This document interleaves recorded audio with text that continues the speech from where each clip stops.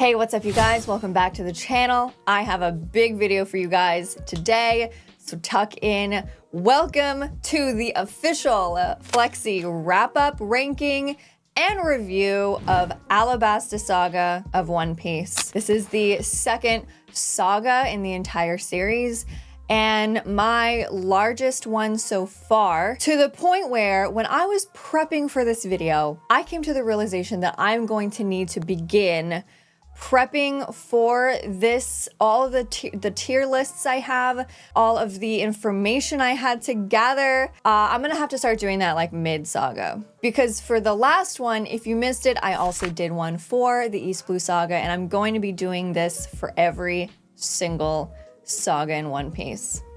Have I made a mistake? Is this gonna get out of hand in the future? We shall see, and the categories will change and shift depending on the sagas, but I do want to keep some consistency throughout all of them so that it'll be really fun to update them as we move along my journey. This was my first bigger saga.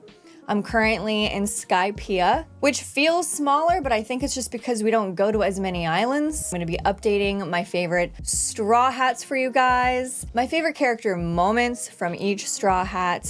Of course, I'm gonna be ranking every single arc within the saga, talking about the islands. We're also going to be talking about the clothing. We didn't do that in the first one, so I will be ranking and telling you guys what is my favorite outfit change for all of the crew members, and yeah, a bunch of other stuff. I have a laugh highlight segment that is also new that was not in the last one, and oh my god, guys, the devil fruits exploded in Alabasta. I had 4 in the East Blue, and then suddenly there's like a million. So, okay, anyways, I am so happy that you're here with me. This is all gonna be categorized. I'm also gonna make sure that there are timestamps in the video for your enjoyment and convenience.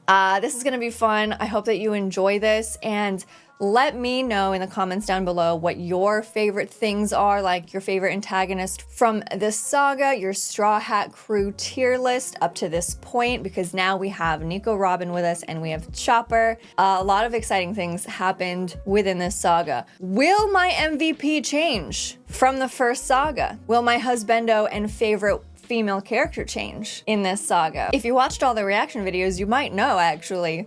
I think you might be able to guess, but let's officially dive in. I'm very excited for this. And of course, please like this video. Like I said, leave your comment down below. Can't wait to see your rankings and your review of Alabasta. Also, if you're coming across this video and you don't happen to be subscribed to me yet, please consider subscribing, joining along my One Piece journey. I will be doing this, like I said, for every single saga. That's gonna get interesting. And look, I have these categories. I have everything down based off of my community and what they requested from me, what they wanted to see. So I'm adding some things in this saga because you requested them. If you want to send in your suggestions for the future sagas, please also comment them down below. If you're a YouTube member, you get access to my Discord, and honestly, that's probably the easiest way to enter your suggestions for the wrap-up and ranking review videos. If you didn't know, if you become a part of my YouTube membership community, you get access to the Discord, and we're in there talking daily, and there is specific channels for every single show I'm watching. I have my... Guys, I got a new book for this. I have my list, I have everything written out, and so let's dive in.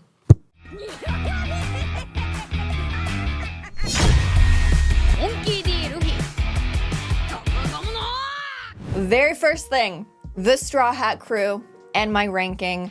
Who is right now my favorite to least favorite? And as a refresher, in the last wrap-up and ranking video of the East Blue Saga, when I was first introduced to this beautiful world and all of these characters, by the end of the saga, I had down Luffy, Zoro, Nami, Sanji, and Usopp. If you guys recall, I was struggling between who I wanted to put first, whether it be Zoro or Luffy. Had to put the captain first. Luffy's a great MC. Zoro's also amazing second. Character really entertaining. Ultimately, I decided on my first and second. as Luffy and Zoro. Third was Nami, because honestly, everything that was going on with her in the East Blue Saga was incredible, and I really bonded with her character. And if you remember, I said Sanji was in fourth because I really like him, but I wanted to know more about him and spend more time with his character. Usopp was last, and that does not mean that I don't like him. I love all of the characters, but that was my first ranking. So we're gonna update it today, and I'm very excited about this. We have new crew members. So sitting down and doing this, I was like, oh my gosh, I actually surprised myself, you guys. But here we go. My current ranking for the Straw Hats: Luffy, Zoro, Sanji, who bumped up to third. We have Chopper, who I'm obsessed with. In fifth, we have Usopp, Nami, and Nico Robin. So that's the order. I was surprised sitting down and really thinking about this and what I enjoyed with each character, and I felt like I couldn't move Luffy from first, not just because he's the MC, but because he's just so endearing. I really, really like him as a character, and I'm enjoying learning more about him. I feel like right now, Luffy and Zoro are almost unmovable at first and second, like the captain and the vice captain sort of thing. I can't really move them right now unless something big happens. Sanji jumped up to third because, oh my gosh, did he shine in the Alabasta Saga. Everything he did in every single arc, I just loved learning more about him in this entire saga. Sanji's absolutely my third. I think what surprised me the most is, for me, loving Nami so much, but then suddenly placing two of these characters above her. But I think meeting Chopper in this saga was huge. And I remember going into it feeling apprehensive and not ready to accept a new member into the crew, like the original crew. I cherished that. I really cherished that. But by the time Chopper was joining, I was like, yes, please, I love you, sobbing. Just an incredible journey with this character so far. His VA is one of my favorite VAs. Love his character. He's adorable. Love all the little noises he makes. He's just precious. I couldn't lie. I had to put Usopp higher because I really love his character development, his growth within this whole saga. He had some really great moments as well. I can't wait to talk about them later, but he had to go fourth. Nami did not have as many moments in this saga. I really love her as a character. She was very high up in my original ranking, but the progress that happened with Usopp, plus this new introduction of Chopper, I had to properly represent how I was really feeling about these characters. Nami is down at sixth. She had one or two pretty good moments. There's a lot of comedy that happened with her and just a lot of her wanting money, and it didn't affect me personally as much as the other characters did within this saga. Robin is at last place currently, only because I don't know anything about her. I'm shocked that she's a part of the crew. She doesn't personally, to me, feel like she's part of the crew yet. So I am gonna eagerly wait to learn more about her, to bond with her, to see how she interacts within the crew, and to just get to know her in the same way on a deeper level, like how I feel my relationship with the rest of the crew already is. Does that make sense? So that's why she's down at the bottom. Doesn't mean I dislike any of these characters, but yeah, that's my ranking. Luffy, Zoro, Sanji, Chopper, Usopp, Nami, and Robin. Okay, next is the OPs and the EDs. This was very simple in the last saga because there were hardly any. I'm going to keep OP 1 and 2 and ED 1 and 2 within this total ranking, and I'm just adding on all of the ones that we had with this saga. And honestly, I'm not sure moving forward with SkyPiea and into whatever comes after if I should continue doing this, because they get kind of spoilery. I might react to them at a different time. But just in case you don't see this segment in the next wrap up and ranking video, that's why. It took a lot of time for me to be able to watch the current opening 3, and I hear it just gets worse and worse as far as spoilers go. So might react to them at a later time, but This was difficult. There are a lot of EDs, so many. But you know what I realized when I sat down and listened to all of them, watched the visuals and tried to rank them, is that they're all really good EDs. My ranking of the openings in the East Blue Saga were opening 1 and opening 2, because opening 1 is just so legendary. We are like so good and very treasured. OP2 grew on me. We had it for a while. That was my ranking. So now we have only one more for the whole entire saga. For the openings, it's very simple. It's still OP1, We Are, as my favorite. Then we have the third one. I like the visuals more. I like the song more. And then, yeah, we're gonna put OP2 at third. So that's my ranking for the openings so far. The first one, the third one, and the second one. For the EDs, oh my gosh. Ranking for the endings after the East Blue Saga was ending 2 and ending 1. Sitting down and trying to rank all of these EDs, which are all very good, all 9 of them, was a bit challenging. In first place for the EDs in the Alabasta saga is the second ending. There's just something about it that is so nostalgic. I love it. I love this song and I love the visuals. I do take the visuals into consideration when I'm ranking these, so it's not just purely off of the song. Runner-up is actually the fourth one. That one is so unique. When it changed and came on, I was so taken aback. I love the style change. I love the artwork in it. I love the shading, and I love this song, how it just kind of feels jazzy a bit. It's one you can dance to, and it's a bit more moody than the other ones, which feel kind of lighthearted and playful and have bright animation of them like exploring and stuff. In third, sort of like an honorary thing, I put the first one because it's the first one. It's where we begin. The song is beautiful. I like the visuals. So those are my top 3. The second one, the fourth one, and the first one. The next 3 were really, really close, but I think it's because they're kind of similar. The third, the fifth, and next up is the 8th. 3 and 5, they're so beautiful, so playful. I love the music and I love the visuals. It just makes me happy. So those 2 are very close. Then I have the 8th one. Next comes up 9, 7, and 6. 9, 7, 6. The 8th one is a beautiful song, and I really love the change in the drawings. I love how it's drawn. It's just really nice and felt different. 9 was Nico Robin themed, and it was very pretty. It's shorter as well. I really like the visuals. The song was nice too, but I definitely like the other ones more. 7 was the Vivi themed one, which honestly made me tear up when I first watched it. It just made me sad, but also happy to see that she had the crew. She was struggling, and it shows her having Luffy, Zoro, Nami, Sanji, Usopp, Chopper, like these amazing people by her side, helping her out. And yeah, it was a gorgeous ED, but I couldn't put it above the other ones that are just so nostalgic and adventurous and happy, and the visuals of the other ones are a bit more interesting as well, but the Vivi one is very beautiful. At last place is 6th, which is the Chopper themed one, and I think it's there just because I feel the same way about it with the Vivi one and the Robin themed one. The song's okay, like all of the songs are decent. I just love all of the other songs more. And the visuals are really pretty. It is cute to see them lying on the beach. It feels really carefree and really adorable. But that's my ranking. My favorites are definitely the second one, the fourth one, the first one. The third one's amazing, and the fifth one, I love those. Then the 8th, 9th, 7th, and 6th.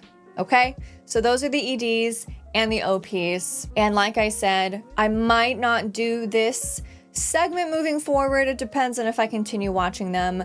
Maybe I will be able to continue watching the endings, but I'm not sure about the openings, guys. Next up, I'm gonna be doing my top 5 standout characters of the saga, and this is to allow some space for some of the characters who aren't in the Straw Hats just to shout them out. And yeah, some of my favorites from the entire saga. Let me know if you want me to extend the top 5 to a top 10, but I'm really trying to be a bit stingy, although I kind of cheated a little bit this time, I'll be real. Just a little bit. But I mean, we had amazing moments, new characters. We met fucking Ace, guys. We met Dalton, Dr. Rena, right? Smoker was there, Tashigi. She had some amazing moments in this saga as well. I feel like I got to know her more as a character. Koza, great character, very interesting. Love the dynamic with him and Vivi. Igaram, Cobra, like so many people. And this is not including, I mean, look, this isn't even including the villains, except in the East Blue Saga, I did have Buggy as one of my standout characters, but I just feel like I need to give this extra shout out, just like I did with Buggy in the East Blue. Because Buggy felt more than an antagonist. He doesn't really feel like a villain to me. And I can't really explain that. And maybe that's because of how he grew up with Shanks. But here for Alabasta. Oh my gosh, this was really hard. But look, in no particular order, Ace, I mean, come on. Surprise, surprise. When I first met him, I'm like, who the fuck?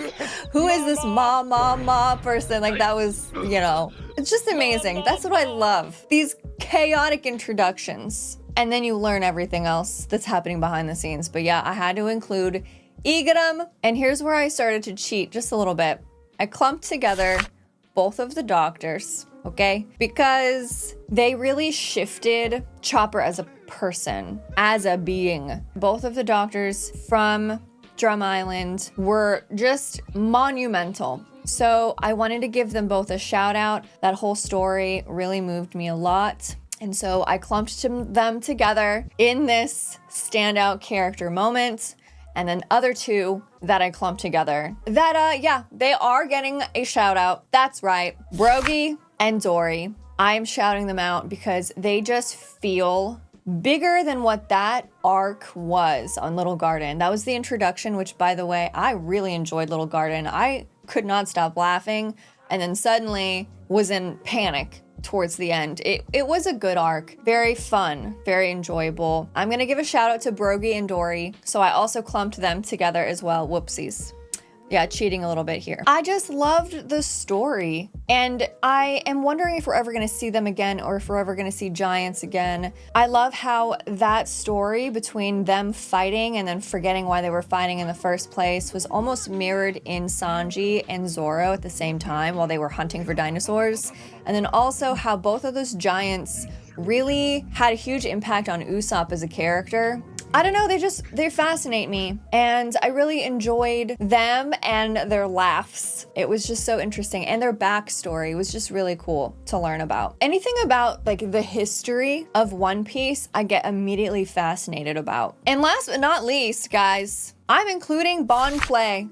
I am including Bon Clay in the character shoutouts, top 5 character shoutouts, because Bon Clay really just took me on a trip. Half of the time, I didn't even know what to think of this character. I was immediately triggered because of the ballet aspect and the point shoes and the swan.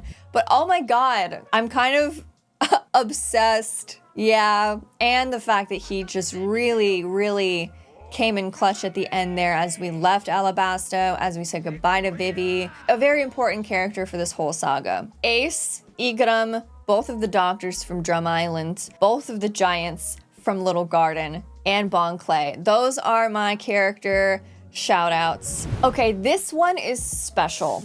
I really like this segment. Who do I want to learn more about? In the East Blue Saga, it was Mihawk. And in this saga, it is going to be Crocus.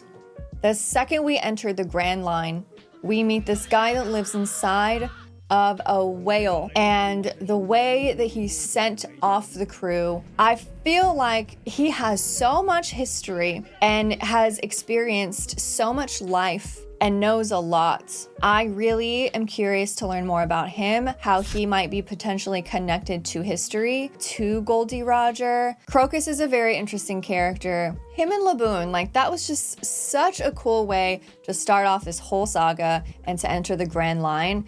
And yeah, I am very fascinated about him. Next, I'm just gonna do this fun segment where I shout out some of the animals, some of the new animals that we journeyed with and our crew came in contact with. Laboon, amazing. Can't wait to see Laboon again.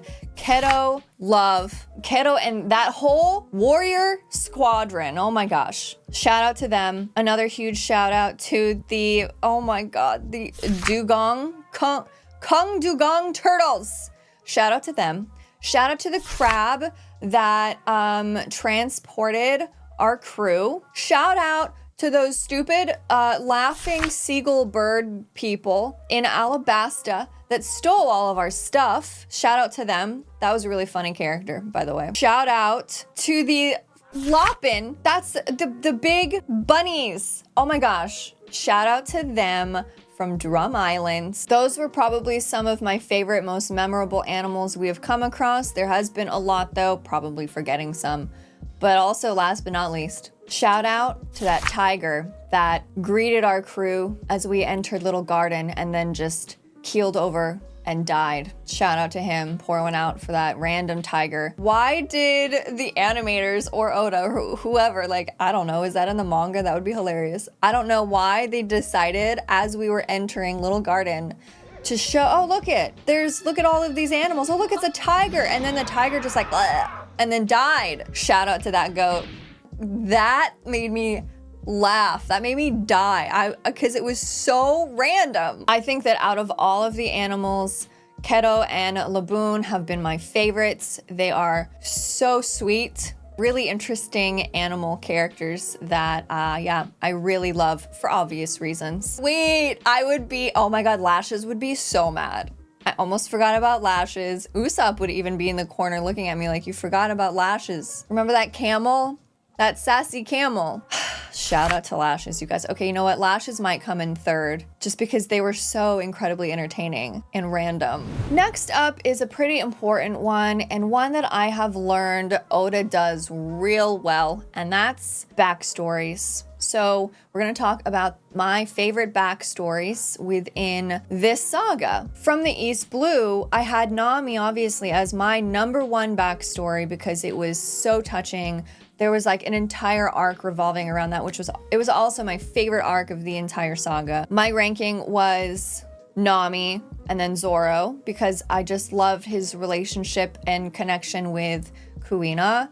And I do feel like there's more there, of course, but I enjoyed the story a lot. Then it is Sanji, Luffy, and Usopp. Usopp we hardly saw. It wasn't really that emotional to me. It was emotional, but I mean, if you're comparing trauma, oh my gosh. The others are just so intense. So in Alabasta, we have the addition of Chopper and Vivi. I'm gonna include Vivi even though she is not a Straw Hat. She was basically a Straw Hat this entire saga. She traveled with us, we bonded with her, and we helped save her kingdom. We got her backstory with Koza and the kingdom and Cobra and Igaram and all of these amazing characters that looked after her.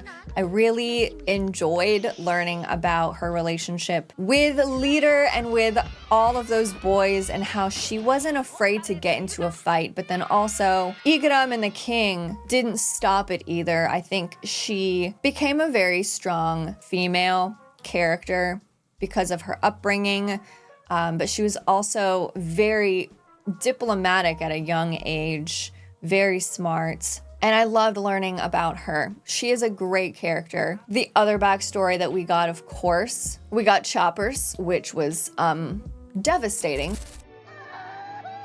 Oh my God.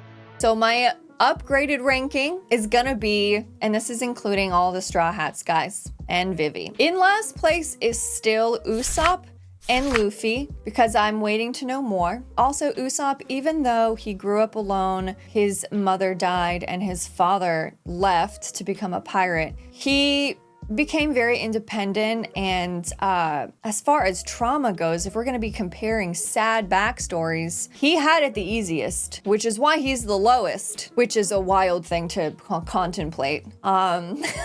But I'm also, you know, when I'm doing this ranking, I'm also ranking the writing, the way that it was shown, the way that it made me feel, how it made the character who they are now. So in last place, it's Usopp, Luffy. And then next up is gonna be Vivi. I really liked her backstory, but it wasn't as emotionally impactful as the other ones coming up. I moved Zoro down to 4th. I moved Sanji's up just because learning about these characters and sitting with it and thinking about it, there is just something about Sanji's backstory that is really touching. Just seeing how he is now and how he grew up. And yes, I am still waiting for more. We'll see. But Sanji is now in 3rd place. So that leaves Nami and Chopper, guys. In 1st place is Chopper's backstory. He went straight to the top with that one, and Nami is in a solid 2nd. Both of those stories are so impactful and just made me sob my eyes out. And just to talk about Chopper's backstory a little bit, since this was basically his introduction saga, to learn that he was originally a reindeer and he ate a fruit that made him turn into a human or have human-like abilities, but he couldn't really turn fully into a human or fully into a reindeer anymore, and he was sort of just stuck in this horrible middle ground, and how he was denied by both parties and denied by everyone and called a monster really, really affected me, and how the only person that took him in was the doctor. And that relationship with them was so incredible because the doctor was also pushed out for his way of thinking and how he did medicine, and everyone just thought he was crazy. It was just really sweet. And then, oh my God, everything with Chopper going and getting that medicine, thinking that he was gonna help, but he ended up giving him poison, him being kicked out, being given this tough love, just all of the wounds on his heart. That whole story is devastating. And for Luffy to come around, who people also call a monster, this crew sees it in a good way. Like, I still see it in my memory. The way that Sanji and Luffy's faces lit up at Chopper and his ability and what he was, like how he is and what he is. Like, I see Sanji's smile right now. His face lit up and said, "You're a monster," as if saying like, that is so cool, look at you. And just the whole dynamic, Chopper not being able to trust anyone, everything about it was gorgeous. So that's my ranking of the backstories. We added Vivi's and Chopper's in, and so in order we have Chopper, Nami, Sanji, Zoro, Vivi, Luffy, and Usopp. Let me know what you guys think. Did Chopper's backstory affect you guys more than Nami's, or is it kind of neck and neck? It feels pretty neck and neck for me, but yeah, I had to put Chopper's at number 1. I'm excited about this. We are going to be talking about the Straw Hat crew and their outfits. Let's go. I am going to go character by character. That's right. No, Straw Hats only, guys, okay? Let's not get crazy. They're gonna have new fits, they're gonna have new swag, and I wanna talk about it. And so this is gonna be kind of full crew costume changes. Nami has had the most out of anyone. I'm just gonna say this at the beginning just to get this out of the way. Nami always has a new shirt on, new something. She has had the most. But so what I'm gonna be talking about is like specific, arc-specific full crew member changes. We're gonna start off with Nico Robin only because she is brand new. She just joined us and she's the easiest. As she's hanging out with us and reading her books on the Going Merry, she has a really casual outfit, very relaxed, and she needs to go shopping. She's borrowing Nami's clothes, right? So I'm excited to see what she ends up wearing in the future, what her style might be. But right now, she's just sort of hanging out. So obviously, I'm gonna choose her amazing cowgirl getup from Alabasta, the whole Alabasta arc. That outfit is iconic. We're gonna leave it at that. She looks amazing. Who knows, maybe there's gonna be one that comes sometime down the line that I like more. But if you start off at that level, how are you gonna beat that? We'll see, we'll see. It's a really, really awesome first outfit.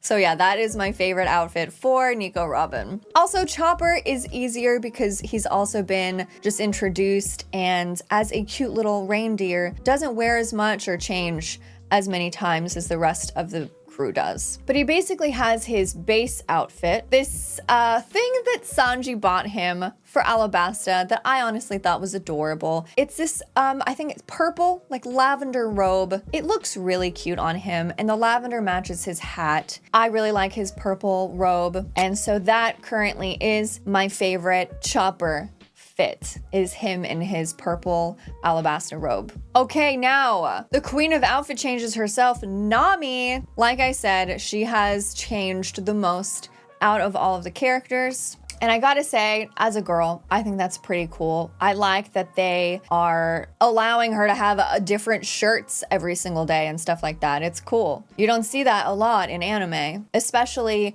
a shonen that is so much older, and especially one of the female characters. I like her coat a lot in Drum Island, but Luffy wears it for most of the time. And poor girl is also just sick and not doing well. In Alabasta, Sanji went shopping all right and got her and Vivi some amazing fits. I think that is my favorite Nami outfit, is her outfit from Alabasta, especially when she was fighting Doublefinger. Her and her new weather pole, it's just really cool. It matched, it looked amazing. I love the skirt. I like the colors on her with the blues and the purples. It's really nice. Good job, Sanji. For Usopp, who I honestly feel like needs a few more outfit changes. He wears a lot of brown. He is very kind of like, he's just toned down compared to everyone else. He goes with the neutral tones, nothing too flashy, you know? And we also did get post-arc fits. So as they were leaving Alabasta, they continued wearing outfits, but Usopp wasn't. He went back to his original outfit. So Usopp in Drum Island, I like his jacket a lot. It's a good outfit. I like his cute yellow gloves. They go with the brown really nicely. And it was nice seeing him covered up and in something different, because usually we see his scrawny little arms and, you know, just his normal outfit. So it was kind of nice seeing him bundled up in something. It was cute. Also in Alabasta, he was bundled up, but for different reasons. Protection from the sun, and it was the sort of same neutral tones. And I mean, it wasn't bad at all. It matched. Thank you, Sanji. Maybe just a little on the boring side, but I don't want to say boring. I just want to say it's just neutral. So I honestly think my favorite outfit of his so far might be from Drum Island. I like his coat. I like his gloves. And I like it. I like it better than the Alabasta one. They're both fine, but I'm picking the Drum Island fit for Usopp. Next, we have Sanji, and oh boy, do I have things to say about Sanji. Sanji did a lot of things in this whole entire saga. One of them was having probably some of the cutest and coolest outfit changes. I love how he looks in Drum Island. He has this cute blue scarf. I also just looking at these, all the character designs and all of the outfits and the colors that are chosen for them. I'm just such a sucker for color coordination and the vibe of a character and how that is shown through the clothes and the colors that they wear. I really liked his jacket. It was also very refreshing to see him bundled up. Yeah, the blue goes so well with his blonde hair. His original outfit is really nice, but in Alabasta, he got himself a pretty good fit when he went shopping. Very clean. I like the blue with the little red logo on the shoulder or the arm. I like it a lot. I feel like in Alabasta, he probably looked the best. Like, him and the girls, which is ironic. And Luffy was cute as well. I like how he tied his hat to his chin. That was adorable. But then shit got crazy. He had to go in and save our crew members as Mr. Prince, and he debuted those glasses. He was back in his normal outfit, and I think you guys know which one I'm gonna go with. Honestly, I almost went with Drum Island because he just looked so cute and warm with his scarf, but I'm choosing his Mr. Prince look with the glasses. I don't know if the glasses are ever gonna come back. I was a bit disappointed to see them leave, but oh my gosh, that did something. I don't know why, he just looks so good with those glasses, you guys, and how he had his outfit back on. I actually remember questioning how on earth he got his outfit back. Maybe he just casually went and bought a new one, a new full suit and undershirt. That has got to be my favorite look of his so far. Zoro and his outfits, let's talk about it. In Drum Island, he's adorable. I don't know, I think I just love all of them in coats and scarves. That must be a thing for me, I don't know why, but Zoro is so adorable in Drum Island.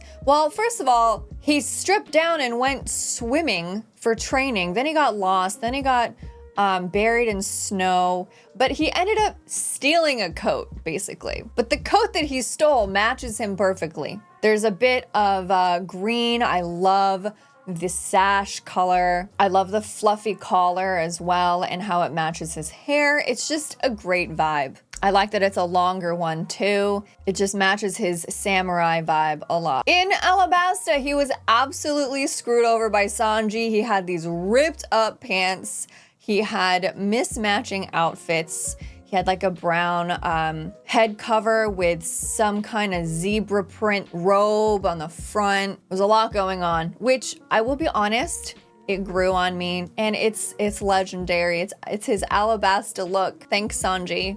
So I honestly thought that I was gonna go with Zoro's Drum Island outfit as my favorite, but then we got a few outfit changes that we kept for several episodes as we left Alabasta and traveled into the next saga. And I think that's my favorite. There's something so classic and clean and chic and samurai about it. Zoro's is all black with this really nice green sash. It just feels really classic. It's very clean. And I think that is my favorite one. That tops what he wears in Alabasta.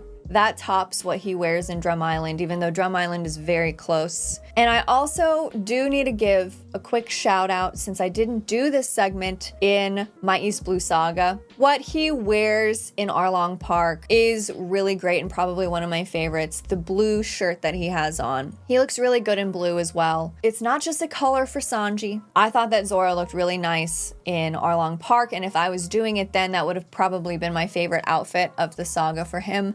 But in this one, it's gonna be his post-Alabasta fit with the black, and he's just vibing, you know? So yeah, that's my favorite Zoro look. For Luffy, it's also the same. He has the three, same with Zoro. We start off with the Drum Island look, which is kind of amazing. He starts off in his red coat, and I already love, but then the outfit improved even more when he wore Nami's coat. It looked so good on him. The colors are great, the orange and yellow, it's so iconic. Everything that he did in that arc with that coat on, I don't know, it just makes it even more meaningful. I really like him in Nami's yellow jacket. Then we move to Alabasta, and it's really, really cute. He has this blue cover up that is tied around his chin to keep his hat on, and he had that really cool red robe. I really liked it. It was nice. And then we have the post-Alabasta look. Very adorable, also very clean. So in opposites of Zoro and his outfit,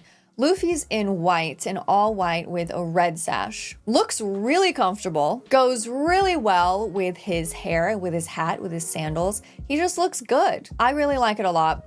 But I think, okay, and I really like all of Luffy's outfits. Luffy got some really great outfits in this whole saga.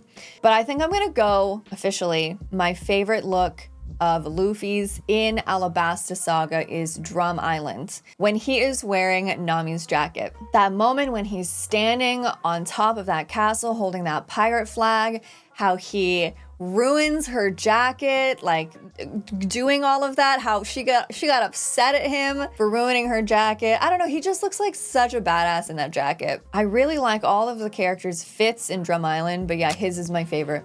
So those are the outfits from Alabasta Saga. Let me know if you want me to continue this portion. I think that I will, but yeah, just guys, give me feedback. Let me know what you want to hear or want to see from every saga. But I was really excited to include that one because I just want to talk about it. I want to talk about how cool they look. Next up is a pretty big segment. We're gonna dive into the villains slash antagonists of this whole saga. But before we do that, I have to give you guys an update on my husbando and my favorite female character. They both have changed. This is shocking. In the East Blue, as a reminder, it was Zoro and Nami. But you know who it is now? in Alabasta, my favorite female character, I'll start with that. My favorite female character in the entire saga has got to be Princess Vivi, who we first met as Miss Wednesday and will not be included in the villains and antagonists. I'm gonna not include her or Nico Robin or Igaram because they shifted and they ended up being different characters, different parts of different things. Vivi is my favorite female character.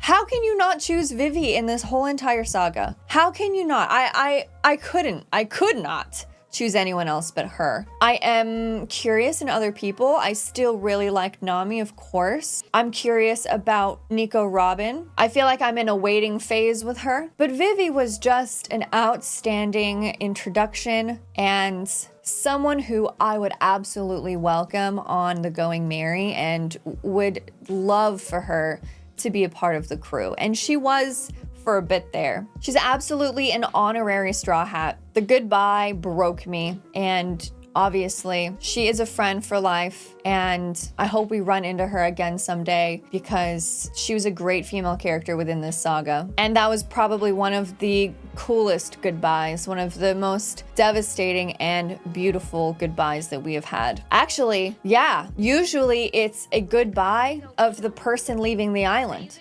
That time around, it was different. It was a goodbye of the crew leaving them on the island, saying, okay, goodbye. Like, you don't want to join, that's okay. You are still our friend, and we will treasure you, and you're still part of our crew. The way that they did that, oh my God, like it was so incredible. She's absolutely my favorite female character of Alabasta. My husbando for this saga is Sanji, Mr. Prince. Oh my gosh. You see, not only was he very smart, and you know what I think it is? He didn't have any aura farming moments at all in the East Blue. That was all Zoro. We were building up Zoro as a really cool character, and of course he still is. I can't even believe. Guys, for a second, the second we met Ace, I was like, oh no. And then I remember there was Ace and Zoro talking in the same scene, and I like had a panic attack a little bit, geeked out. I was like, oh no, oh my gosh. But then Sanji came in and stole the crown from both of them. Not only is he just like almost nonchalantly cool, he came in clutch almost every single arc. And the Mr. Prince moment just killed me. That was his major aura farming moment. It even annoyed Zoro when it was happening. Zoro didn't even want to look at it. I just love it. I love it so much. And so, yeah, I don't know what the Zoro fans or the Sanji fans are going to say about that, me replacing Zoro with Sanji, but that's where it is right now. We'll see what happens in SkyPiea. We'll see what happens in the saga after that or the saga after that, but I have to give it to Sanji. He really killed it in this whole saga, and that Mr. Prince moment was everything. Okay, you guys, Baroque works. Let's talk about it. We have Crocodile. We have Mr. One, who is Des Bones. Dem Bones. That's Mr. One. We have Miss Double Finger. We have Mr. Two, who is Bon Clay. Mr. Three, the Wax Man, with Miss Golden Week. Mr. Four, Merry Christmas. That was a trip. 5 and Valentine. Don't know anything about 6. Mr. 7 and the Father's Day ghetto frog person. They just showed up and died, and I'm just like, well, thank God. I kind of want to pretend like they don't exist. Mr. 8, who we know was Igaram. Miss Monday, who Zoro like crushed their skull. Goodbye. Mr. 9 and Miss Wednesday, who is Vivi. Mr. 9 kind of sacrificed himself so that they can escape, so that's a W. And Mr. 11, who's basically useless. He got caught and was shot. Yikes. And then, yeah, we have the Unluckies, which is pretty cool. I like that they're called the Unluckies. They're partnered together. Mr. 13, Miss Friday. So I'm going to rank from completely useless to love to hate. But before we do that, we're gonna do my most wanted. So in my most wanted is Wapple, who for some reason I sometimes called Warple. I liked to add an R in, I don't know why. Send help. Or don't. Maybe he doesn't deserve the respect of being called his proper name. But Wapple is the character that just drove me crazy. He was so upsetting. Slapping Vivi in the face as a child. Everything he did in Drum Island drove me insane. Yeah, kind of an infuriating character. My runner-up is Miss Merry Christmas. Because why?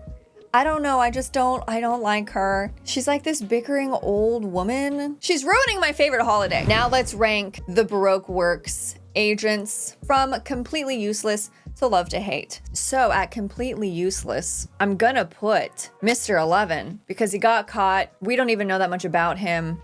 Next up at completely useless, second runner up is gonna be Mr. 7 and the frog Happy Father's Day character. We're waiting in the clock tower, and yeah, they were just very annoying. They could have, if they were on the screen more, they could have been my most wanted. I'm gonna be honest. But because they showed up and then died so fast, I like to just pretend that they're not a thing, except I have to acknowledge them here. And I know that Mr. 7 used to, before it was that guy, it was another guy, and that other guy was the one that was trying to get Zoro to join up, apparently. It's very cool. Cool tidbit there. I think I'm gonna divide the groupings up a little bit now, because just thinking about what the characters achieved as their, you know, being their evil selves, what did they achieve? I'm gonna put Miss Monday next. They kind of showed up and then also died. They got crushed immediately. We didn't learn that much about them. I think I'm going to put Mr. 9. I almost wanted to put him a bit higher, but we didn't really see him that much, but he did end up helping us in the end. Even though I want to put either Miss Golden Week or the Unluckies, and here's why. The Unluckies are really cool in theme. I like that they're partnered together and they're called the Unluckies. I think that's really fun. I also like that they're animals. The whole concept is really cool. I don't really like the concept behind Miss Golden Week, but she did do more for the plot. So I think I'm going to put the Unluckies next up in the list. We're getting into some muddy territory now here because there's some characters who are useful, but I don't particularly enjoy them as a character. Do you know what I'm saying? So I think next up, I'm gonna put Merry Christmas. Then I'm gonna put Mr. 4. And then I'm actually gonna put Miss Golden Week. Merry Christmas and Mr. 4 are stronger, and I do think that Mr. 4's ability and that combination he has with that dog is really interesting, and they gave Usopp and Chopper a really good fight. Miss Golden Week achieved a lot by distracting Luffy in that way, and that was a pretty detrimental thing. That was a dire situation. So gotta give Miss Golden Week some credit. But then she also just like, I don't know, what happened to her? Did she just run off? I'm not really sure. But I'm putting her above Mr. 2 and Merry Christmas, but they all are kind of squashed in the middle there a bit. But they did do more than the other ones. Next, I think I might put, this is difficult. I really like Miss Valentine. Miss Doublefinger is very interesting. And you know what? Mr. 5, the boogers guy, he really grew on me. I think the dynamic between the two of them is cool. I think they're one of my favorite duos. And I also like the duo of Mr. 1 and Doublefinger. I think both of those duos are probably my favorites. Miss Valentine did not do a lot though, but she's just hilarious as a character. I love her laugh. I love her whole design. She reminds me of a lemon tart, because of her design and everything that she's wearing. She's just really interesting, and I like her devil fruit a lot. Miss Doublefinger, her design and her devil fruit is also really cool, but I don't feel like she did that much either. She was allowing Nami to sort of learn as she went within that fight, and then she ultimately lost against Nami. I think there's a lot of flaws there. So yeah, I think I gotta do Miss Valentine, then we're gonna do Miss Doublefinger. Then, this is where it starts getting really tricky. Between Mr. 5, Mr. 1, and Mr. 3, all very interesting devil fruits. All did a lot. I like Mr. 3 more than I thought that I would. The way that his character was used, His devil fruit is pretty intense, and I really liked him in Little Garden. I think I'm gonna put Mr. 5 next in the total list. He's really strong, really interesting, bizarre devil fruit. And then I think I'm gonna do Mr. 1 next, just because I mean, he's strong. He gave Zoro an amazing moment, right? We're getting to the top of the list here now. Then I'm gonna put Mr. 3. I did love to hate him. He scared me. With Mr. 1, I kind of went into that fight almost assuming that somehow Zoro would make it out of this and gain the ability to cut through steel. And I didn't really bond with Mr. 1 as much as I feel like I did with Mr. 3. As far as loving to hate a character, I like to hate Mr. 3 more. And just also considering what they have all done in general in the total storyline. So that would be 5, 1, and 3. Do I just have Bon, Clay, and Crocodile left? That's obviously gonna be Bon Clay is number 2. Crocodile is my favorite love to hate. And it's weird putting Mr. 2 at second runner-up at love to hate, but I think meeting him for the first time, there was just so many things that were kind of cringe to me about it, just because I am a professional ballet dancer and I was like, oh dear God, what are they about to do with this character?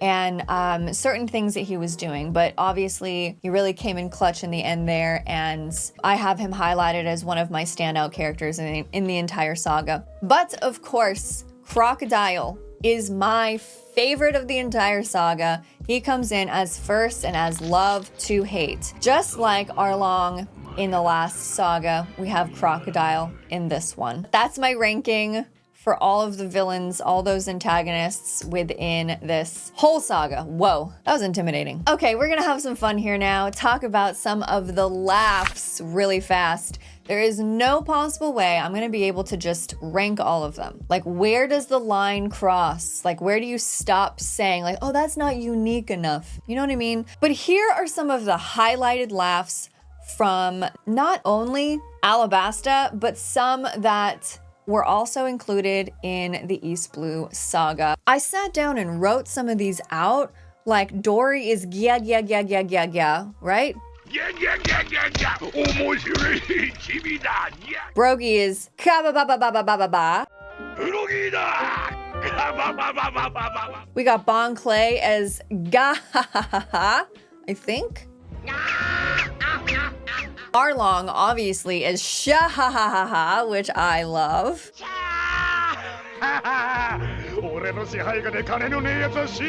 Luffy's as she is really cute. I can see his smile.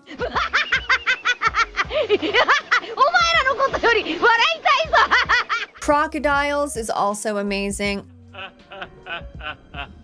I gotta say, guys, should I do like a top 5? Oh, and Miss Valentine's even as well. Miss Valentine's laugh is probably one of my favorite things about her. I don't know, she's just so airy. It's cute.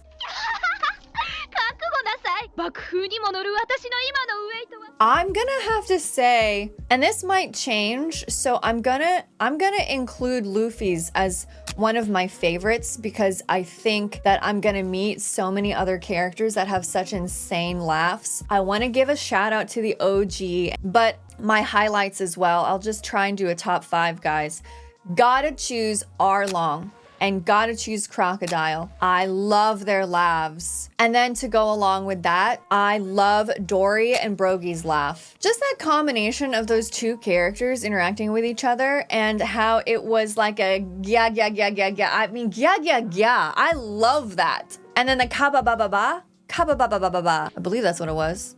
It's really good. So many amazing laughs. Those might be my highlights for these last 2 sagas, but wow, do we go wild with the laughs here. Can't wait to experience, I don't know, new characters and their new laughs. I wonder how How many more can we come up with? Is it gonna be the whole damn alphabet? Anyways, I hope you enjoyed that. All right, guys, next up is the official ranking of every single arc in Alabasta. And I think also I'm gonna include my favorite island that we visited. So the arcs that are going to be in consideration for this ranking is going to be Whiskey Peak, Little Garden, Drum Island, and Alabasta. There is like 2 episodes at the very beginning for Reverse Mountain, but I think 2 episodes does not feel like an arc. I don't feel like it should be included really. I think entering the Grand Line and Reverse Mountain and all of that, that's just its own thing of beauty. That's its own thing. But it's not an arc, it's just like episodes, right? Almost like the transition episodes, which are usually some of the best episodes, is when we go from one place to another. Also, I don't think I included the buggy stuff in the last wrap up and ranking either with the arc ranking, even though that of course is canon. It was only a couple episodes. We went somewhere else with Buggy a little bit and then we returned back. Same thing kind of happened with Kobe and Helmeppo. So before we rank these arcs, I want to give a shout out to their episodes, but we're going to be focusing on Whiskey Peak, Little Garden, Drum Island, and Alabasta, okay? But yeah, the Grand Line, entering it, Reverse Mountain, and learning about the log posts and how everything works off, like how the navigation works out here. There's a lot of knowledge that we learned when we entered the Grand Line. It was really, really cool. I still love the idea of the magnet effect and the blog posts and how you navigate and how there are different lines. You have to basically pick one and then you're going down that line, those lines of islands, and you can't just choose to go all the way over there on another one. And I love that Luffy plans on checking out a whole nother one when they make it all the way around, which is crazy to think about. Where is he right now? What's the latest episode? Like 1,100 or something? Is he halfway or is he close? Is he close to full? Like, is he only just halfway through this crazy Grand Line? I wonder. It's very interesting to think about. I can't wait to find out. So excited about the future, but yeah, okay. So at 4th place, I am going to place Whiskey Peak. I love that it is in the shape of a cactus. It's probably the coolest design. And then when you zoom in on that, you learn that they're all graves. That was so sick. I had a lot of really fun revelations within that arc. I also love that it's the first place that we went to and they were almost fooled. They were showered with food and drink in celebration, and that was the introduction to Baroque works and everything. So that was a fun place. But I think, I don't know, I must be really drawn to history and backstory of shows that I'm watching, because as far as that goes, it doesn't really have that much. It was mostly just taken over by Baroque works, agents, billions and millions, and it was chaos. But the design of the place was very cool. In 3rd place, I am placing Little Garden. Little Garden was an experience, so it was pretty crazy, but I could not stop laughing the entire time. The comedy within One Piece is so good. It hits. It's incredible, and Little Garden was a trip. At first I was like, okay, what is this? Is this gonna be like, I don't know, is this gonna feel like filler, like just nonsense? But it slowly turned into something pretty dire. I like the story of the giants. I like how it was like mirrored them fighting for so long that they forgot why they were fighting in the first place, and how Zoro and Sanji, when at first glance it seems like they're just having a little rival, within the total story of that whole arc, I actually thought it was brilliant that it was revealed what the giants were doing the whole time was being shown in Zoro and Sanji that whole time since we landed on the island. I thought that was really cool writing. I also love what the island actually is, like those bones that are on the island. It's just so cool. There's a lot of history there, a lot of interesting themes, a lot of really good character moments too, especially with Usopp and with Sanji. That moment that Sanji had with the Unluckies was crazy, and then how he just came in clutch. He had that conversation with Crocodile. Like, a bunch of really cool stuff happens. It was a good arc, and I think underrated. Next up, okay, we have number 1 and number 2. And at number 2, it is Alabasta And at number 1, we have Drum Island as my favorite arc of this whole saga. I know, I didn't choose Alabasta. It's the Alabasta saga, and we have the Alabasta arc, but I didn't choose it as my favorite. I actually have it second, and here's why. So much happened in it. It was a bit longer. There was some moments I feel like dragged on a little too long, but we also had some of the best action scenes in the whole saga with the like a whole crescendo of the event, the war, everything, Luffy fighting Crocodile. So many amazing things, especially towards the back half of Alabasta. I think it was the first half that was kind of a struggle. And I know that there were some fillers in there that I did watch, but that didn't affect my view on it. I always watch the fillers. I include the fillers in my own experience. But if I'm going to be looking at like a full arc or a full saga, I'm not going to like sit here and talk about the filler episodes because they're filler. I'm focusing on the canon material, but even still, it felt like it went on for a little too long. You guys also did make me aware that there was filler moments within canon episodes, like Luffy running too far out of town and getting lost and then having to come back. Just some small things, which, you know, that didn't bother me. There was good comedy in there, but sometimes I did feel like Luffy was made to be dumber than he is, which might have been filler content within canon episodes. But we got the introduction of Ace. That's a huge, huge moment. We also got the whole war and everything. We got Vivi's backstory. It was all really, really good. My first and second are very close. We also had every character having their moments in battles and everything. All of that is well and fine, okay? But my favorite is Drum Island. We go from the tropics to like this gorgeous snowy place, and then afterwards we go to the desert. But there was just something so refreshing about being there. I liked how they were welcomed or not welcomed. They weren't welcomed at all. They were shot at. Luffy kind of learned from Vivi that, you know, you don't always have to go in and fight first. Sometimes, like, I think he learned a bit of diplomacy there. Sometimes it's nice to bow and plead because, you know, Nami was sick. So Nami being sick was a very interesting writing choice and storyline. It made sense, though, to find a doctor. And then the introduction of Chopper, who is very high on my list for my crew right now. It was just a really interesting arc. I loved the bunnies. I don't know, that moment, there were so many character moments that I really loved. It doesn't have to be the main event of the entire saga in order for me to choose a specific arc as my favorite, you know? In the East Blue, it was a toss-up between Baratier and Arlong Park. Baratier was second and Arlong Park was first. I absolutely love both of them. And so yeah, same kind of goes with Alabasta and Drum Island. I love both of them, but I had to put Drum Island on top. The whole concept of them basically healing Chopper's heart and allowing him to become a pirate. All of the themes, Luffy holding that flag, and the most annoying Wapple character, my most wanted, who was an enemy that wasn't a part of Baroque Works. It was its own thing. I thought it was interesting that we first met him and we thought he was a pirate, but then he ended up coming back and it was like, no, this is my kingdom. The whole idea about how he kind of left his kingdom and then returned thinking that he could reclaim it. Everything going on with the citizens. That avalanche moment with Sanji and Luffy.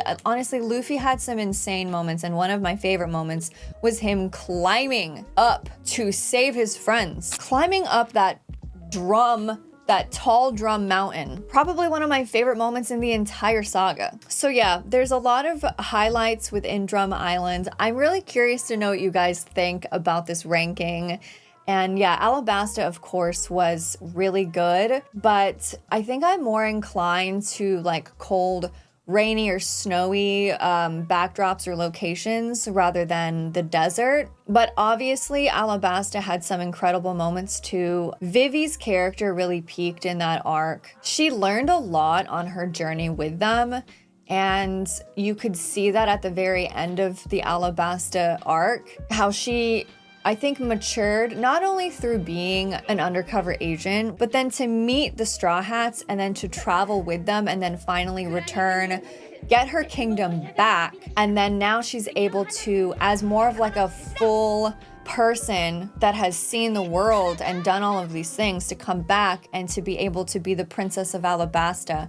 She's just such a cool character, and I really loved her character development and her character growth that she went through with our crew. There's a lot to love about all of these arcs, but if I had to rank them, I think it would be this, because also with Drum Island, we got Chopper joining us, and we got probably, yeah, his backstory is ranked above Nami's for me as like the saddest, and then also the goodbye was heartbreaking. The way that Dr. Rena showed that massive cherry blossom. Yeah, it was just, guys, it was stunning. It was beautiful. Alabasta and Drum Island were both beautiful, but personally, I'm picking Drum Island as my favorite arc. And island shout out, my favorite island that we visited, I'm giving Little Garden another shout out, you guys. Little Garden is my favorite island that we visited. I think it's just because of the history.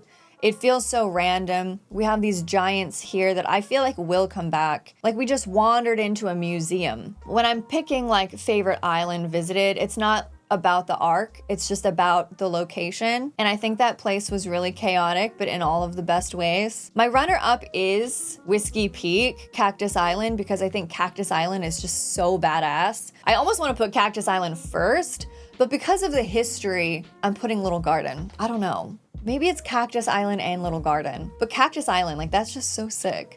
So that's my ranking. That's everything with the arcs and the islands. This was all really difficult to do because it was such a fun and long saga. But yeah, that's my ranking of the arcs in Alabasta. Okay guys, I'm doing a quick devil fruit shout out, but I don't know at this point if I can do rankings anymore because the amount of devil fruits that were just thrown out into my face with the whole introduction of Baroque works. So I might just do like my favorite new devil fruit. Like guys, I'm gonna have to hear from you in the comments down below. What should I do moving forward? Because look, the East Blue Saga, that was baby days. We had 4 Plume Plume from Smoker. We have Luffy's Gumu Gumu. We have Alvida's Smooth Smooth, and we have Buggy's Chop Chop. We just gained like 20 or something. So I don't know what to do. I think what I'm gonna do is just tell you my favorites. So I'm gonna exclude Luffy because he's the main character. He's gonna be in every single saga. Smoker is one of my favorite devil fruits. Smoker's Plume Plume. I'm gonna say Ace's Flame Flame is amazing. I also like the Flower Flower, Nico Robin's devil fruit. So that's Smoker, Ace, and Robin. And then yeah, let's throw in Valentine. I love her devil fruit. Sand is also incredible. I think I really like Elements. I mean, I learned that with Demon Slayer. Come on, like Elements are really cool because we have Smoker with smoke. We have Ace with fire. We have Crocodile with sand. We have Robin with all of her hands, which is so handy because she can just not move and do a million things. Then we have Miss Valentine, who can change her weight whenever she wants. And then I'm gonna be honest, Dice is terrifying and very useful, as well as Clone.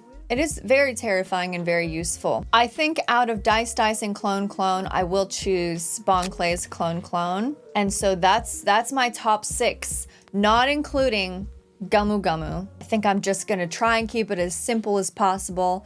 And if you want me to do even a top 10 as it gets more intense, but I think right now, excluding Luffy's Gumu Gumu, because that's always gonna be one of my favorites. He's the MC, he's in every single saga, I'm assuming. But let's do a top 6 for this saga, and it's gonna be those. And that's in no particular order, I think. Smokers, Aces, Robins, Valentines, Crocodiles, and Bon Clays. Let me know what you guys think. Which are your favorites?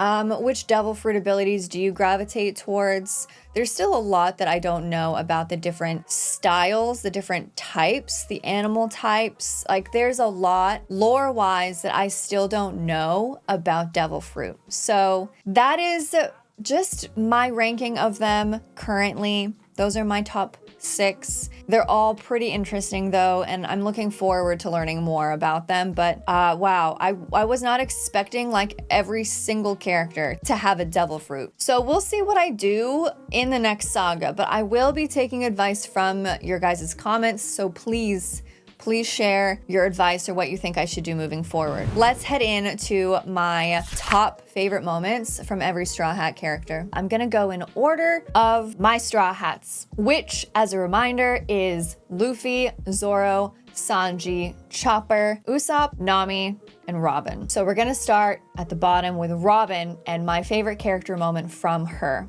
She had a lot of really interesting moments that really made me super suspicious at what her true motives were the entire saga. She was always helping out our crew, being very sneaky about it as well. And I think my favorite moment from her was when she showed up after Luffy's first fight with Crocodile, and she saved his life. She dug him up, she even gave back his straw hat, and then got him in contact with someone that could help him find food and water and also travel. Well, she didn't really get him in contact. Pell was already kind of like walking around, but basically she saved him and then said, okay, bye. And that was monumental because if Robin didn't show up to save Luffy, then Luffy wouldn't have been able to save Vivi, his crew, or the kingdom. He wouldn't have been able to defeat Crocodile. So much would not have happened if Robin didn't just decide to wander on over, dig Luffy out, and help him. So that was my favorite moment. That moment too as well, I was like, okay, she is not on Crocodile's side, but whose side is she really on then? She's kind of on her own side. And she did have the moment where she said, you people with the D, or like, you and the D, like, I don't know. She knows something about the D. I don't know what the hell that meant, but she knows a lot of stuff, and I can't wait to find out more about her in the future. Next up is Nami, and you know, through this whole saga, I liked her dynamic with Usopp. They were both really funny together, and I really like how she could also be a friend to Vivi in a way that the boys couldn't really. It was so cute to have the two of them together, and I think that it was important for Vivi to have. And I love that also Nami was able to have a girlfriend or a sister-like figure. I think she helped Vivi out a lot. I have to say though that my highlight moment for her, and something that would be a bit ridiculous to not say was my favorite part because it was such a huge character moment for her, is when she had her first major fight and defeated an agent. One of the top ones as well. Miss Doublefinger is partnered with Mr. One. They're immediately below Miss All Sunday and Crocodile. The hell? There goes Nami kicking ass. So I love that moment where she was using her new weapon. I love that Usopp was the one that made it for her. She could have learned how to maybe use it before, because then she had to learn how to use it during the fight. But it was a really good moment for her all in all, and I'm really proud of her for achieving that, because that was pretty scary and it was win or die. She was gonna be impaled. It was a very scary situation, and she did a great job. So shout out to Nami. That is my favorite moment, and a great character development moment for her in this saga, and also the debut of her brand new weapon. Next is Usopp, and oh my goodness. Quick shout out to the filler episodes that happened after the Alabasta saga. We had post Alabasta. Quick shout out to Usopp in those episodes. I really liked him in those episodes specifically. I know they're filler, but I think that the show was able to give him a bit more love, and I enjoyed him in those. And I have not mentioned the post Alabasta fillers yet, but they were really enjoyable. They're over on my Patreon. I had fun. The way that he snapped a bit when she said that Luffy was dead, that was really powerful to me. That is like probably runner up, but I gotta say my favorite Usopp moment was in Little Garden. Usopp was probably just thinking like, okay, I gotta stay out of trouble, gotta stay out the way. Luffy's got this. But when no one else was there to do anything, Sanji was nowhere to be seen. Luffy was basically trapped, and Vivi, Nami, and Zoro were about to die. It was up to Usopp. And he realized in that moment, I think that, you know, he can't always blindly rely on the strongest people on the crew. And I really appreciate that he basically saved Luffy from Miss Golden Week, and also was the reason. I know everyone always talks about Sanji, and yes, Sanji came in clutch at the end there. We were able to get off the island because of him. But we got to talk about Usopp and how he destroyed that whole huge wax figure with his genius and telling Kero to run around it with a rope, and then he set it on fire. He lit it as he was being basically suffocated by Miss Valentine. So they were able to get out of that because of Usopp, because he was like, what the fuck are you doing, Luffy? He realized the severity of the situation. He snapped in, and he had a great character moment there. And that is my favorite Usopp moment from Alabasta. And I've talked about as well how Usopp would probably train more and might even be stronger if he wasn't subconsciously relying on the stronger people on the crew to handle everything. So I appreciate that at that moment it was his job and he realized that and he acted. So I'm just excited about his character growth, and I'm looking forward to seeing where his character goes. Okay, next up we have Chopper, and my favorite character moment from Chopper in this whole saga. I will never forget how excited and adorable, absolutely precious Chopper was when we first docked at Alabasta right after he joined the crew, and he's putting on his little backpack and getting ready to join them, and he was like, what can I do? And it was just the cutest thing. I died. It was so adorable. It's his first adventure. It's his first moment with the crew. He wants to, be of service. He wants to make sure that he is a valuable part of this group. And he's going from somewhere freezing cold to the desert. So I feel so protective of this character. He is just so precious. There are some really endearing moments throughout the saga from Chopper, but I gotta say that I think my favorite Chopper moment was when he joined our crew. His backstory, how he left the island, and how he became a pirate. He chose to trust these people that came onto the island and called him a monster, but in an endearing, loving way, who think he's really cool, who value him without even knowing that he's a doctor. I remember Luffy was like, oh, you're a doctor? Cool. I just thought you were cool. I just thought your ability was sick. I wanted you on my crew. I think my favorite moment is when he joined, when he officially became a part of the Straw Hats with Sanji. He had so many amazing moments in this entire saga. I love how he just happened upon that wax cube in the middle of the jungle. He just casually sat there and was in the right place at the right time. He had that conversation with Zero, Crocodile, killed those unluckies, got us off the island. And then in Alabasta, I just love how he and Chopper went shopping together. That was so cute. And at first I was concerned he might get distracted by all of the girls, but he did the job. He got distracted a little bit, but he came back with the goods. He is reliable. It's so funny to me that he went and bought everyone's clothes. One of my favorite moments has gotta be when he fought Bon Clay. That was such an amazing matchup.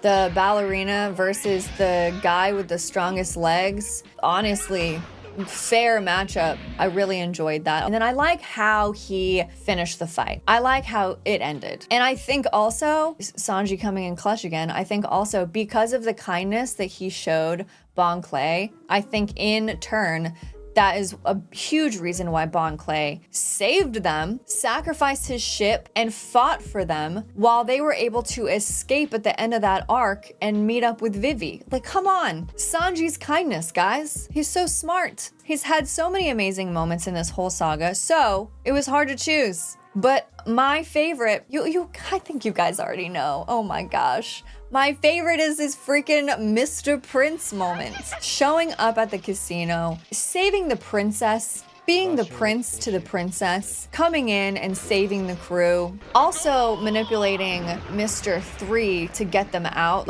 It was just really funny. And the sneaky plot that they came up with. Also, Chopper was a distraction. That was incredible. So that was another moment where Chopper and Sanji were bonding and working together. But he saved the day in Alabasta, guys. He got Nami, Luffy, Zoro, and Smoker out of there, and then hooked them up with a crab, you know? And even thought of the perfume.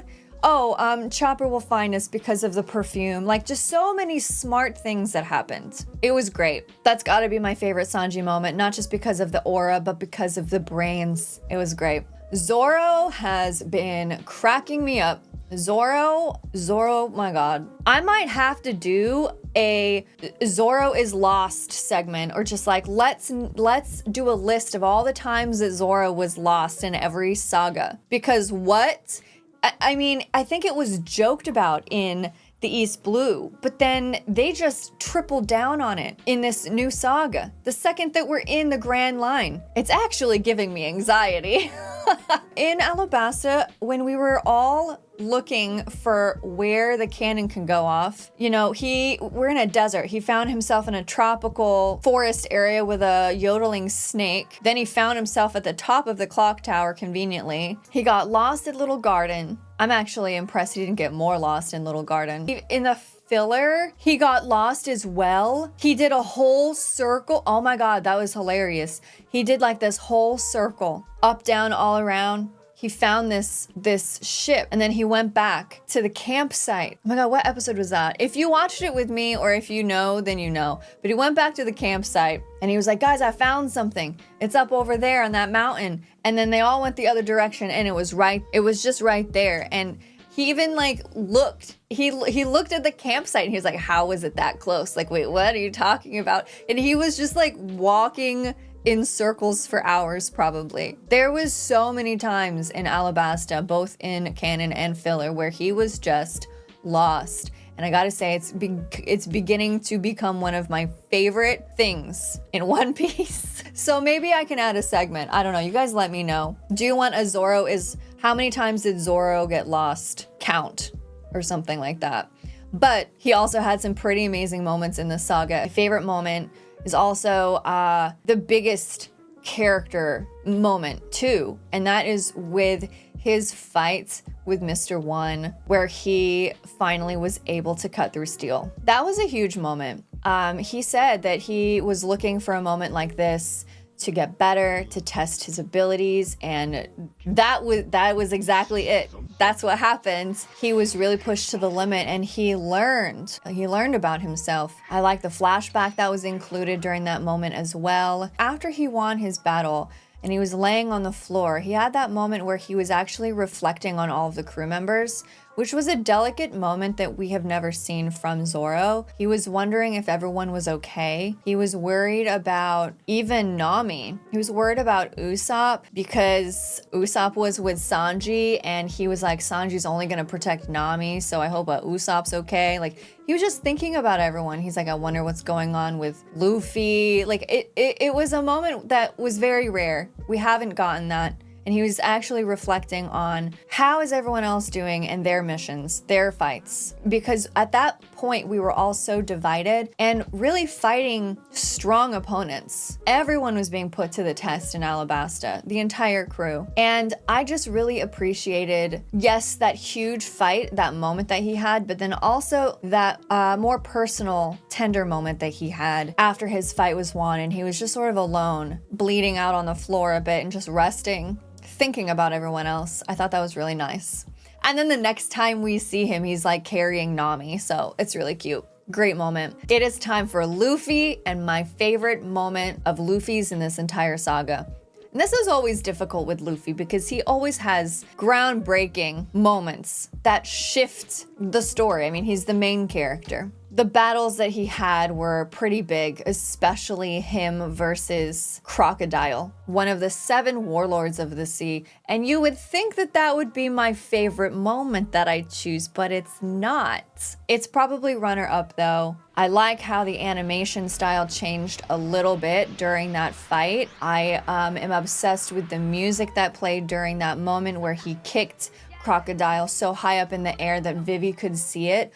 I think that is definitely one of my favorite moments of the entire arc, and how Luffy kept getting up and up and up again and again and again to fight him. It was just a very powerful moment and a great buildup to him eventually taking out Crocodile, a warlord. It was crazy. I also love that through the entire saga, I have said yes, Vivi learned from the crew. I think that she learned from Luffy a lot, but Luffy learned from Vivi too. So that was really nice to see as the whole saga progressed. Also that moment, like I said earlier, in Drum Island, when he was doing everything possible, he had Sanji's words echoing in his head. Make sure that Nami gets there no matter what. Don't fight, run. Get her there because she's gonna die. Nami could have died. That image of him climbing that mountain with Nami on his back and Sanji in his mouth. It's the most insane image and one of the most insane moments. I love Luffy so much, and that's one of my favorite moments from him in this saga as well. But I'm gonna say, for me personally, what topped that was what he did in Drum Island with the flag. There's a message there that is very powerful, and that it's so Luffy and it's so One Piece. The disrespect Wapol was putting on the pirate flag. The way that Luffy felt like he needed to make a stand there and he needed to protect certain ideals. Chopper and the doctor, and like what that flag meant. Fighting for the sickness of all the people there, to heal them, raising that pirate flag to show that you're fighting. And for him to stand there holding the flag, even as he literally bodied a bomb, he bodied a cannon, and he didn't move. And he said, see, look, unmoving. And oh my God, and that image of him holding the flag exactly where it was, but the whole connection that gets completely broken off from the castle. It's just such a badass, powerful moment. Him showing that conviction, him standing his ground, and also just doing that for Chopper. When you raise a pirate flag, the seriousness that he takes that, he could not let that stand as being joked about. And so, yeah, that whole message was beautiful and very powerful, and my personal favorite moment from Luffy.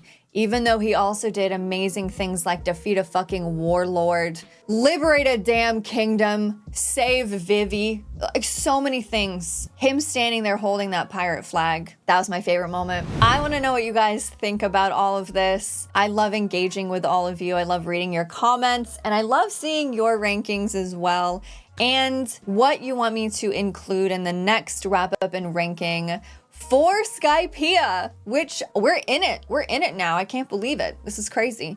But yeah, goodbye, Alabasta. This was nice to reflect. This was nice to honor certain moments, certain character moments, honor these places that we have traveled, honor the story, and to honor One Piece. Guys, I bet you're wondering who my MVP is of the entire saga. My MVP of the entire saga is Sanji. It's Sanji. It's Sanji. Yes, yes, yes. Round of applause. Round of applause for Sanji. Yes. Come on. He, in almost every single arc, saved our ass. He is so smart. All of the things that I stated when I was talking about his favorite moment of mine. He was just such a strong character in this saga, so I had to give it to him. Shout out to Sanji, our chef, for making sure we don't die, for getting us to the next island, for saving us from that cage, for doing all the shopping because they don't know what you look like, for being such a mysterious Mr. Prince, creating this whole alter ego. Thank you, Sanji, for being a badass in this saga. I'm blown away, and yeah, definitely excited to see what comes next in the next saga and who's gonna stand out there, what's gonna happen. I can't wait. I'm looking forward to it. I was very excited to do this and to present this to you guys. shout out to you. Thank you so much. If you made it to the end of this video, I hope you thoroughly enjoyed it. Can't wait to read your comments down below. And yeah, I don't know if this what I've really gotten myself into, but this is happening for every saga, so maybe wish me luck, because I don't know how intense all of this might get. But it also just gives an opportunity to talk more about all of these awesome moments, because sometimes I can't talk enough about them while I'm watching them, like within the videos, within the episode reactions. So it's nice to have this separate video to sort of just discuss it all, rehash some things, and share with you my rankings, my favorite characters, my least favorite characters, and where I stand with everything before we move forward. Thank you guys for being such an amazing community to watch anime with. And yeah, I'm just looking forward to moving on to the next saga. But goodbye, Alabasta. It was incredible. Vivi, I will miss you. I hope you're doing well. And I'm excited to see what happens next. I will see you guys in SkyPiea. Thank you so much for hanging out with me, but until the next video, that's Flexi out. Goodbye, Alabasta. I'll see you next time for the next adventure. Bye.